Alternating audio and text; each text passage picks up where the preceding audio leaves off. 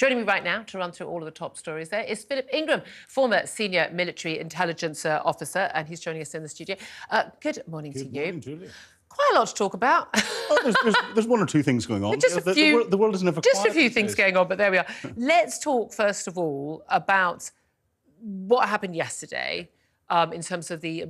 We will get to what happened in the vote last night in the House of Commons. But in terms of the Supreme Court striking down the government's policy on sending people on boats on planes to Rwanda if they come here illegally on those migrant boats from France, that was struck down basically on the grounds of this a term I'd never heard before, refoulement. We've all established new words in our vocabulary, have we not, this week? And that's basically the forcible return of someone to their home country where they could, or another country where they could face torture or persecution.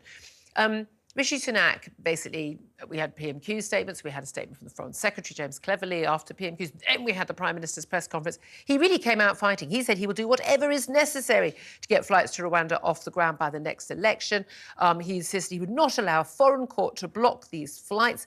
And he seemed to leave the door open in a way that the new Home Secretary, James Cleverly, hadn't, about leaving the European Convention on Human Rights. Do you think he's going to do any of it?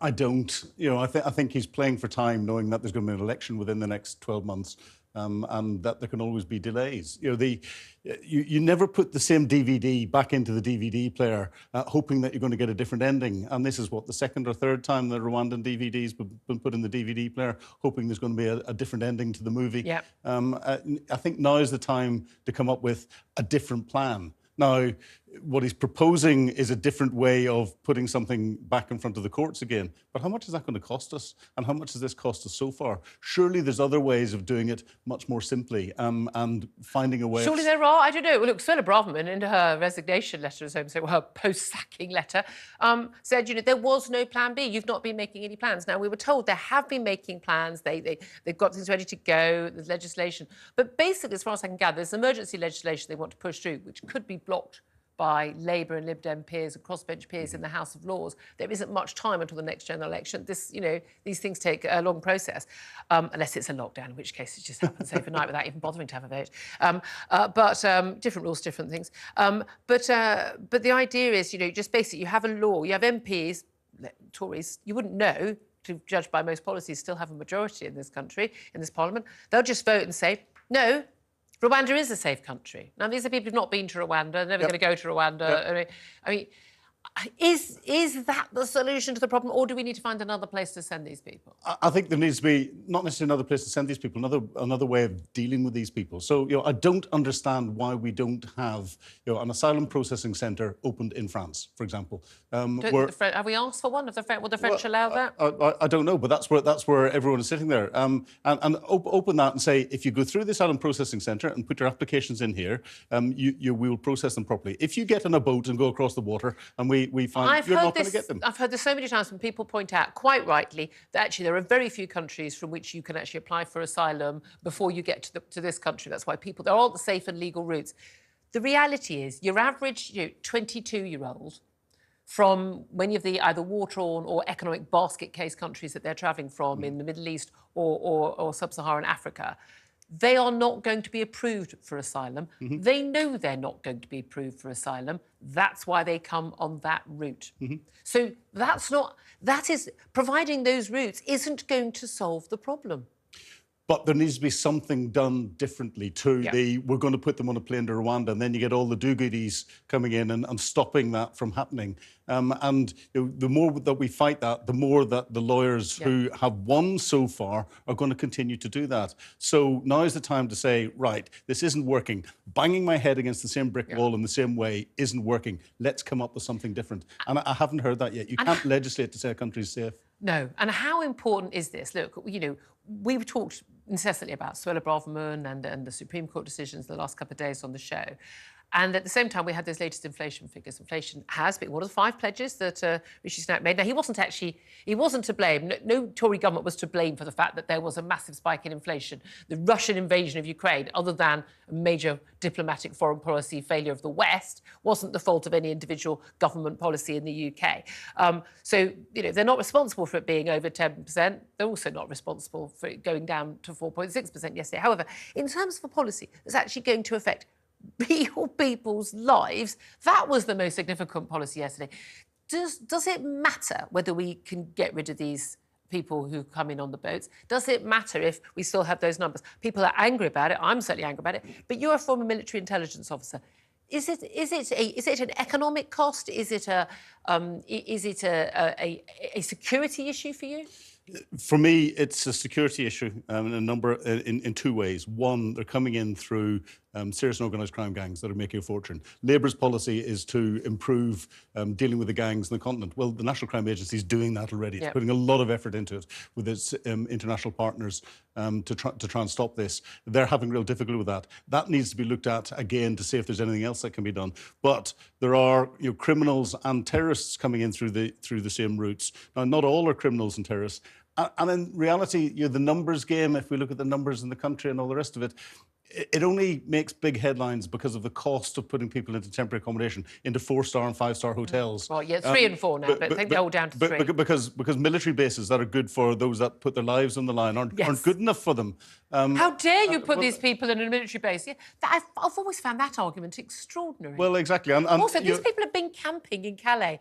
I imagine the fact they've got a roof over their head is a bit nicer. And coming from areas where allegedly they have been oppressed and are being attacked and their families are being killed and everything else. So there's something that's not quite right here. And I think the whole plan needs to be looked at again and a complete reset and come up with a different set of ideas. I wonder how long the British people are going to put up with that. I'm interested also, the new Foreign Secretary, Lord Cameron, he's been pictured in Kyiv. He's been in Ukraine meeting with President Volodymyr Zelensky.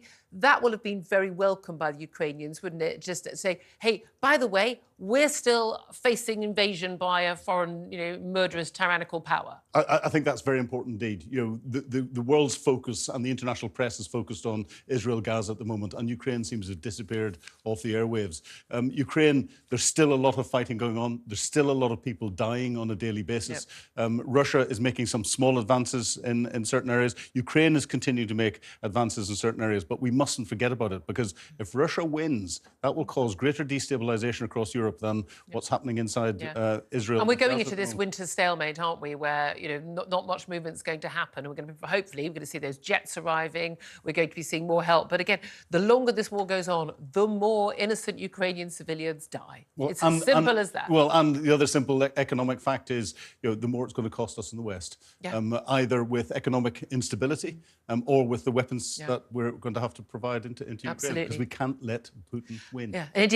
And then we had the Rishi Sunak statement last night. Now, he came out fighting. He faced calls from the new Conservative group of MPs, from Suella Braverman, Boris Johnson. Everybody put their tuppence worth in, saying you need to have some sort of emergency legislation, you need to do something. We were told by Suella Braverman there wasn't a plan B. He's basically saying, no, there is. We've been working on it. His new Home Secretary, James Cleverly, former Foreign Secretary, he was sort of saying there is a plan.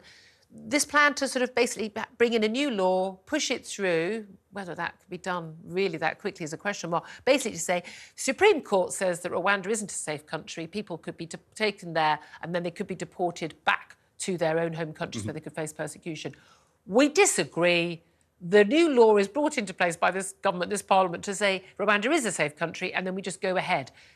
Is that really going to fly? I mean, is it literally going to see planes fly to Rwanda? I think there's going to be real difficulty there. And I don't understand how the government lawyers in the first place, whenever they'll have looked at what the defences would be, would not have come up with this and then come up with some argument as part of the legal submission to turn around and say, oh, you're going to say this. This is the answer to it. Not bring Rishi Sunak out, firing from the hip again immediately afterwards to say we're going to bring a new law in to say Rwanda is safe. I think the time has come for potentially the Rwanda plan. Rwanda could be part of a new plan, but the Rwanda plan as is to be parked and come up with something completely new that will tick all the different boxes. There's been enough discussion about this. There's been enough argument about it from the opposition. There are some little ideas that could all be brought together in a new plan. And Rwanda could form part of it. You don't have to write it off completely. But the argument, I think it seems to me, that one of the solutions would be it shouldn't be Rwanda. But as we were discussing yesterday, we need to find a country that the Supreme Court, the European Court of Human Rights, and every bleeding heart liberal lawyer in the country thinks is a safe and lovely place to go. We'll just find out where they go on holiday, and then we'll basically pay as much money as we can to those countries. Maybe we can take away some of that money money we're paying France to not police their borders properly, and we give it to that country and say, would you mind taking all these people we don't want? But where are those countries? Well, this is the trouble when it comes to these do-gooding lawyers who, it's right and proper that they challenge things in the courts and all the rest of it. That's why we've got a democracy. But you look at what they're doing with Julian Assange. America's not a safe place to go to. So, where is a safe place for people to look at? And I think there's a lot of effort's been put into Rwanda. I'd have thought that if they'd have realised that Rwanda could have deported the asylum seekers back to their home countries again. But they could have sorted that already. They're saying they're just going to sort those things out. They could have sorted that but already. That I would have thought, I mean, given that, for instance, when we, extradite British people who are suspected of crimes in America, one of the requirements of that extradition order is that the Americans commit that there will not be the death penalty. Exactly. Because under our legislation and under EU legislation previously, we were not allowed the death penalty. So you cannot extradite under these circumstances. I would have thought, these things. I've got to be honest with you, I spent an awful lot of time talking about government policy, and most of the time I worry that I know more about it than they do. And I think that's probably a bad thing. Well, because it seems to me if they hadn't thought of this as an option long before anyone in the courts mentioned it, I find that quite bizarre. What the hell are they doing all day? I think there's a more fundamental problem with our politics at the moment, which probably leads to this, in that politics seems to be politics by sound bites. Yep. What fits on X or Twitter, and what's the headline that it could put out there? And the opposition comes back in with what they can disagree with in sound bites instead of substance. And we need to get back to governance of substance. Walking the walk, not talking the talk. I think one thing I find amazing is a number of our audience who've got in touch just tearing their hair out with despair at the failures on this Rwanda migrant policy to fly people there.